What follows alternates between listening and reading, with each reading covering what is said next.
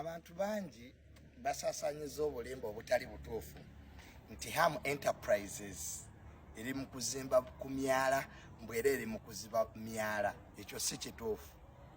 Emirundi mingi tukirabye nti enkuba weetonnya emyala gijjula amazzi ne gibeera gya bulabe ennyo eri abantu abagiwangaalirako n'abakolera bizinesi ku myala gino.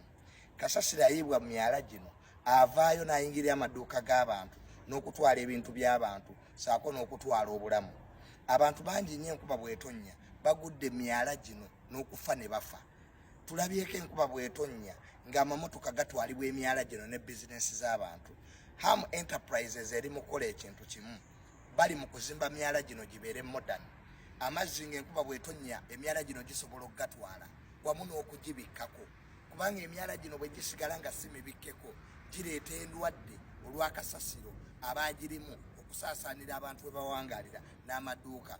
Emyala gino bwe gitabikkibwa abantu bagigwamu ne bafiirwa n'obulamu. So Ham Enterprises eri mu kukola ekintu kimu, kukola myala gino gibeere modern, amazzi gabeere nga gatambula bulungi ate n'okugibikkako kitaasa obulamu bw'abantu. Wabula kineewunyisizza KCCA eyandibadde ewagira enteekateeka eno ennungi ey'okulaakulanya ekibuga, kubanga ffenna bannayuganda ekintu kimu kye twagala, ekibuga kulaakulana. Twagala ekintu kimu, emyala gino kubeera nga giri hygienic, nga tegirwaza bantu ate nga n'abantu tebagigwamu kufiirwa bulamu. So mbadde nsaba bakama baffe aba KCCA temulwanisa nteekateeka eno Ham Enterprises gy'eriko, wabula tugisapootinge busapootinzi, emyala gino gikolebwe, emyala gino gifuulibwe modern, gireme okulwaza abantu saako amazzi bwe gabanga enkuba etonnye n'okwonoona bizinesi z'abantu.